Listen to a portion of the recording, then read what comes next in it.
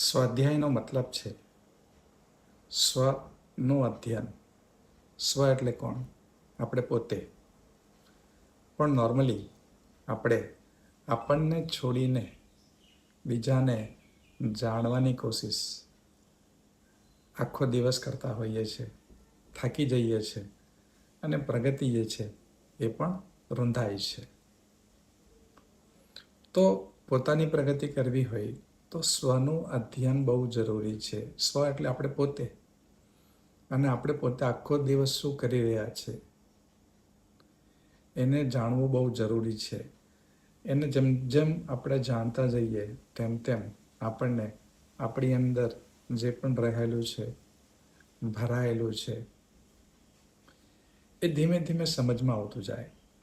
અને જેટલું એ સમજાય એટલી આપણી આ જે સિસ્ટમ છે, જે આપણને હમણાં જટિલ જેવી લાગે છે, એ સરળ થવાની શરૂ થઈ જાય. તો સ્વાધ્યાય બહુ જરૂરી છે, સ્વનું અધ્યયન બહુ જરૂરી છે. અને એના માટે શું કરવું જોઈએ? રોજ 5 થી 10 મિનિટનો સમય કાઢીને પોતાની સાથે બેસીએ, પોતાની સાથે ગાડીએ, શરૂ કરીએ.